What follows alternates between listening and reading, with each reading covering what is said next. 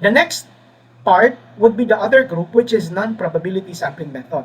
So non-probability sampling method involves convenience, quota, purposive sampling or judgment, and snowball sampling. We are going to discuss all of this later on in our video.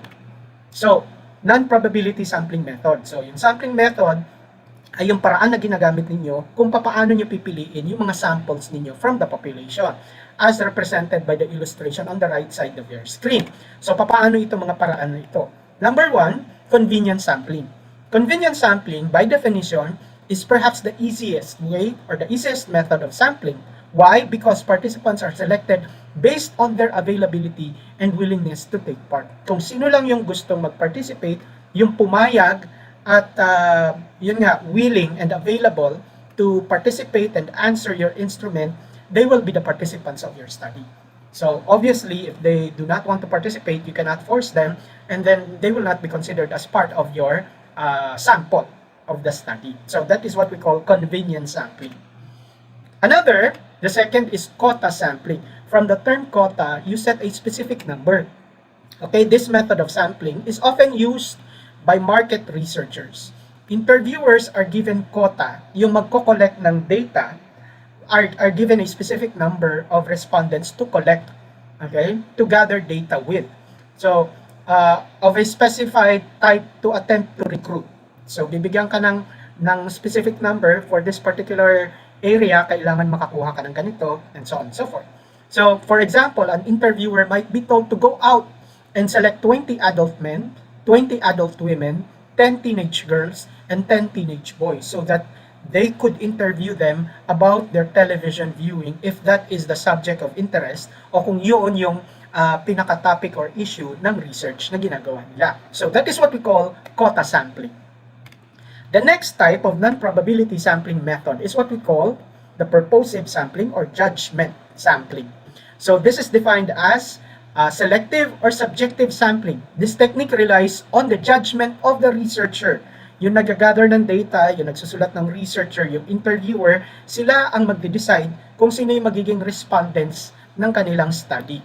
When choosing who to ask to participate, researchers may implicitly thus choose a representative sample to suit their needs or specifically approach individuals with certain characteristics. So basically, the center of the concept pag sinabi nating purposive sampling or judgment sampling would be the choice of the researcher, the choice of the interviewer based on the judgment ng researcher na this particular characteristic of the respondent should be able to address or satisfy the need of the research. So halimbawa, nakita ko siya, feel ko ito may characteristic na ganyan. At ito na-observe ko na ganito siya. So can you answer the following questions? So this is what we call purposive sampling or judgment sampling. The next one, last but not the least, is what we call snowball sampling. So snowball sampling is similar to what we call networking. So binary. From one respondent, mag-re-refer siya ng dalawa, and from those two, mag-ask ka ulit ng referral to another other respondents hanggang sa dumami ng dumami yung respondents ninyo. That is why it's called snowballing. From one small snowball, kapag umikot yan, lumalaki siya ng lumalaki. So by definition, snowball sampling is a method commonly used in social sciences when investigating hard-to-reach groups. So minsan hindi mo matsempuhan, you cannot get the proper time and schedule of the respondents. So kailangan kung sino yung nandun, interviewin niyo and then you ask for a referral for the next individual na pwede nyo namang interviewin na may kaparehong characteristic dun sa in-interview niyo. Okay? So, again, going back to the definition, existing subjects are asked to nominate, refer further subjects to know them.